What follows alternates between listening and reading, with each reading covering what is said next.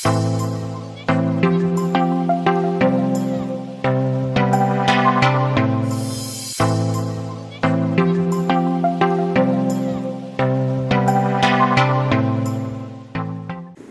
name is Joey Silva, and I will be facilitating this webinar, the second in the Bridging the Distance Together Virtual and Offline English Language Instruction in the Philippines webinar series. The result of a collaboration between the Department of Education and a team of English language specialists. This series explores a range of distance learning modalities and related concerns, providing concrete strategies and implementation guidance for each.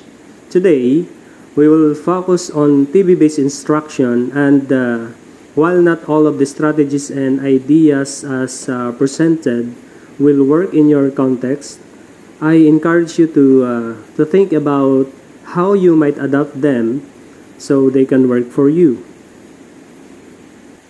This webinar will focus on 3 important questions, and hopefully by the end I will have answered these questions and given you some ideas about how you might answer these questions in your unique context.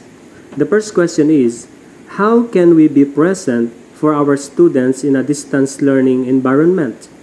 What steps can we take to ensure that our students feel that we're there, that we care for them even when we're not physically there, right? The second question is, how can we build an engaging English lesson around a TV broadcast? And finally, the third question is related to assessment and feedback. How can we assess students' progress toward learning outcomes and provide frequent, meaningful feedback in a distance learning environments? Let me just clarify that I already know a bit about the things you might be thinking, that students might not have access to cable TV, they might have poor bandwidth, or they might have no access to SMS because they have no cellular phones. So students should be at the center of everything we do as teachers. As such, I'd like to start this webinar in the same way we should start the development of any learning experience, by considering the potential challenges facing our students. Some of the challenges that we teachers are facing in remote teaching are electricity, lack of teacher presence, one-way interaction, lack of direct interaction, the attention span of students, and the like. To begin, let's discuss how we can lay the foundation for strong teacher presence during remote instruction. Before we start, though, I think this quote frames the teacher's role in distance learning environments nicely and puts things into perspective. A big part of a teacher's job is supporting and inspiring students, and on the most general level, demonstrating a sense of caring. However, this becomes significantly more difficult in remote learning environments. So, how can we capture moments like the one in this picture, in these environments? Teacher presence in remote teaching is fundamentally about communication. It needs to be frequent, consistent, and meaningful. To ensure these characteristics, we need to do a couple of things. First, we have to choose the platform we will use to communicate with our students, and second, we should set up a predictable routine of teacher activities. There is a growing body of research demonstrating the importance of teacher presence in remote learning environments. For example, this study found the link between a demonstrated sense of caring and academic performance. Okay. The first thing we need to do to lay the foundation for teacher presence is choose a communication platform. The platform you choose should, at a minimum, facilitate the following: share instructions, then exchange assignments, give feedback, and encourage individual and group interactions. To meet each of the criteria, which I mentioned a while ago, the following platforms are proven to be effective. Facebook is a good choice. This checks all the boxes, We can share instructions and assignments. We can have group interactions. We can exchange assignments, send feedbacks, and we can establish individual interactions. The Facebook as a platform also allows the teacher to send messages to individuals privately and through groups. Google Drive is another way of setting up a class. You could set up a class folder and individual folders for your students. You exchange, share assignments and instructions to students. Students can turn in their assignments after uploading, and you can give feedbacks as well. In Google Drive, word processing tools are also available that are useful in giving feedbacks to students. And if the given platforms are not accessible, the teacher can use the paper and pencil method. The students can send their assignments once a week, wherein their parents can drop off the finished assignments, alright? Or in Bataan, some schools are using the OBS in streaming lessons, while the students may send messages like inquiries, and the moderator may answer the question right away. But students must have a Facebook account to connect to the link of the lesson being streamed. Next, we need to set up a routine to ensure that our communication is frequent, consistent, and predictable. This helps students and their parents plan and self-regulate their learning. As an alternative to a table, some instructors use mnemonic devices like TV Tuesdays or Feedback Fridays or Written Wednesdays, which can potentially help students fall into a routine in a more fun, playful way. So let's now turn our attention to the TV broadcasts and the lesson that we will build around them. The DepEd broadcasts generally follow a standard format. They start with some sort of direct instruction of new content in this example. Modals, which includes discussion of grammatical rules and usage. This is generally followed by a series of examples demonstrating authentic usage. Finally, viewers are given a number of practice exercises to think about and answer. These tend to be very structured, usually in a multiple choice or fill-in-the-blank format. Now that we have an idea of how the DepEd TV broadcasts are structured, we need to think about how to build engaging lessons around them. As an initial step, it might be helpful to revisit the stages of a traditional language lesson plan and then consider which of these stages the DepEd broadcasts cover and where we need to supplement and modify. Traditional language lessons follow the presentation, practice, and production sequence, where students get direct instruction first and then complete scaffolded practice activities before moving on to more open-ended production activities. So remember that the DepEd broadcasts primarily cover the presentation and practice stages. As we begin to plan our lessons, backward design is helpful. In backward design, we go through the following steps. First, define learning outcomes, and then determine acceptable evidence of achievement of outcomes and assessments, and develop teaching and learning materials and activities.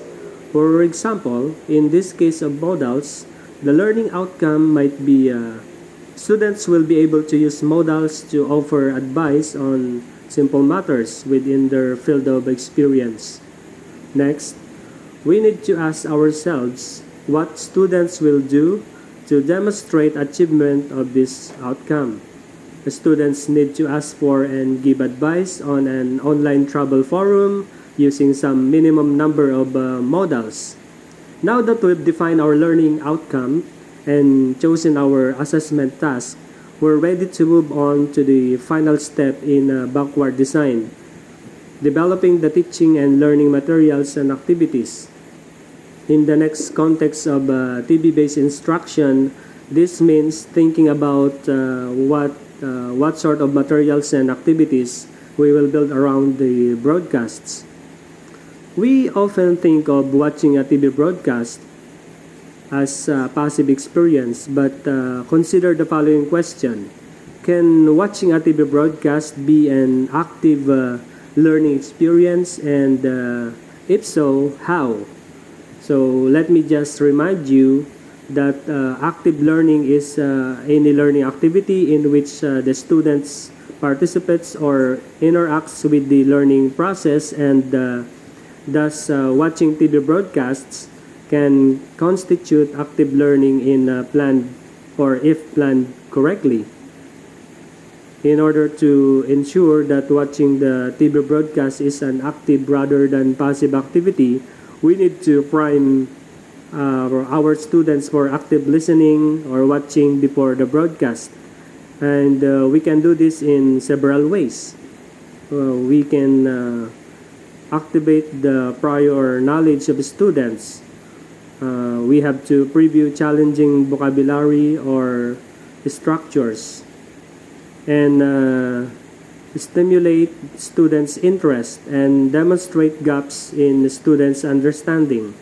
So now, let's look at some concrete activities and strategies we can use to prime our students for active listening or watching. You could, for example, have students try to find examples of the new content, like example modals in authentic texts, like a newspaper. Once they've found some, have them consider how and why they're used. Alternatively, you could give your students a low-stakes quiz, which has the potential to create a hunger to learn as students become curious about the questions they get wrong. Another way to prime students for active watching is with hypotheticals. Put your students in a hypothetical situation which requires the content and see how well they do. This will both stimulate their interest and help them to identify gaps in their knowledge. Here is an example situation. Your friend has failed a very important test and is very depressed as a result.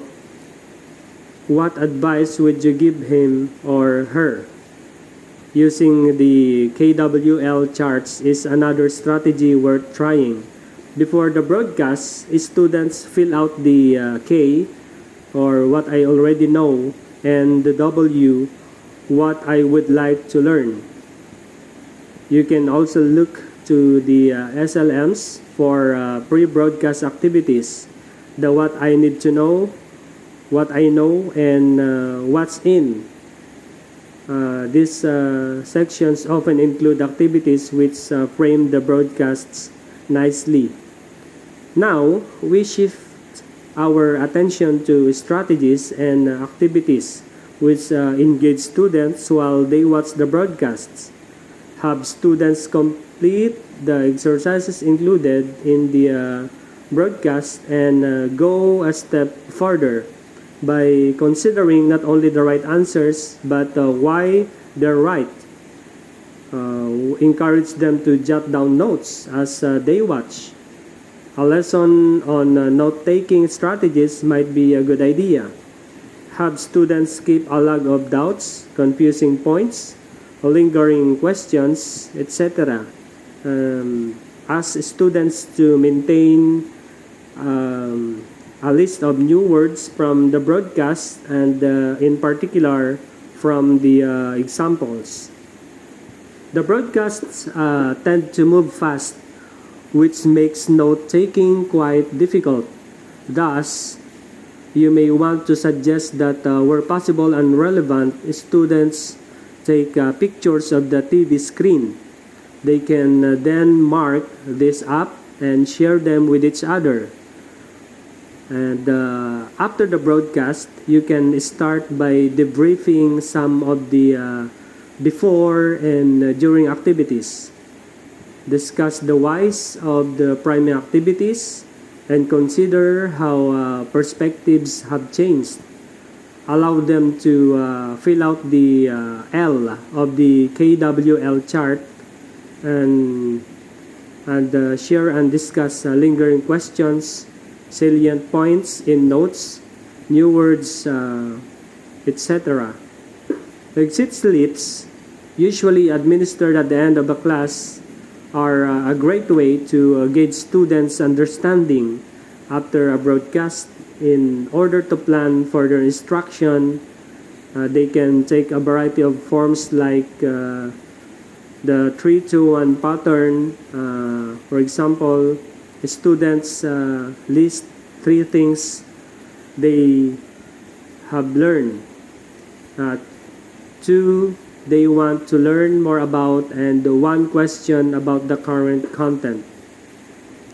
Simple prompts like tell me 1 question or point of confusion you still have, or what was the most valuable thing you learned today, or the then versus now.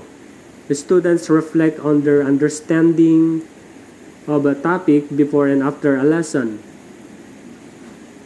While traditionally paper-based exit slips can easily be adapted to a digital format with tools like Google Forms and Poll Everywhere. As we discussed earlier, the DepEd TV broadcasts contain some practice exercises, but arguably not enough.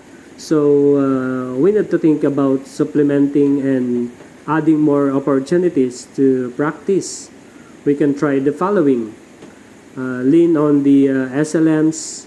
The What's More section contains a variety of practice and some production activities.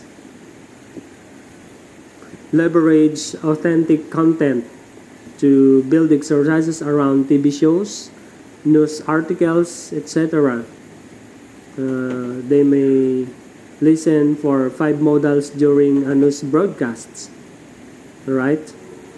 So earlier, as we examined the DepEd broadcasts through the lens of PPP, we concluded that they don't focus much on the production portion of a PPP lesson, and thus the teacher must supplement heavily here.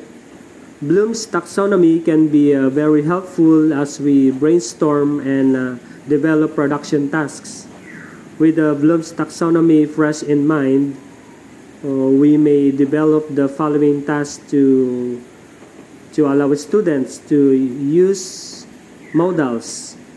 We have comic strips, fill in the blanks, script writing, or what we call the writing scripts, writing journals, localized storytelling, creating a vlog, role-playing, poetry, storyboard, and the like. Here are also a couple of ideas for production activities related to modals to add to the plethora of activities you just thought up. Have students write a restaurant review with recommendations using modals as Ask students to write a classroom rules, document using appropriate modals.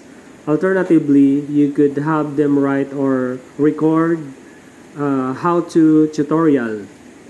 Okay? So finally, let's turn to assessment and feedback considerations in TV-based instruction. We'll look at some feedback-based practices as well as assessments which are particularly well suited to the distance learning. Feedback is an essential part of teacher presence, and research has shown that it should be frequent, timely, and meaningful, and of course, ideally delivered through a variety of modes like text, audio, video, etc. Okay, so how have you provided frequent, timely, and meaningful feedback during remote instruction? Giving frequent and timely feedback in remote teaching situations can be challenging, but your chosen communication platform will most likely include tools which are useful to this end. Here are some examples.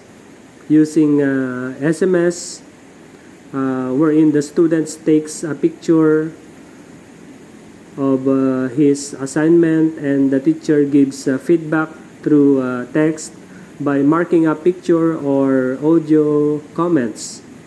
Utilizing Facebook, wherein the student sends his assignment via direct message and the teacher downloads, gives feedback, and returns via direct message, or maybe by Google Drive, wherein the student uploads his assignment and the teacher uses comment, track changes, etc. to give feedback. In paper pencil, the student completes and compiles assignments, and the teacher picks up assignments, writes feedback, and returns. Assessment portfolios are particularly well suited to distance learning environments, as they are largely controlled by the student with minimal teacher intervention. In a nutshell, students become familiar with the learning outcomes and then collect and curate completed assignments to prove that they've achieved outcomes. Portfolios help students develop, the ability to self-regulate their learning, and can be digital using, for example, Google Drive, or physically, the students may use something as simple as a Manila folder. There are three key steps in the portfolio assessment process. First of all, the teacher helps students become familiar with the course objectives and standards. Next, students collect and curate work for each objective. And then students periodically reflect on their progress, usually in writing, and submit their reflections with their portfolios. And again, this is compatible with the distance learning. And with that, we've reached the end of our webinar today. And in our hour together, we discussed the importance of teacher presence and how to establish it, the strategies for building engaging lessons around DepEd TV broadcasts, and assessment and feedback in distance learning environments. Again, not all of these strategies and ideas will work for you as presented, but I encourage you to think about how they might be adapted to work in your unique teaching context. That's all about our discussion on TV-based instruction as part of the micro course and video series for educators managing the new normal instruction in our country. So again, thank you and have a nice day.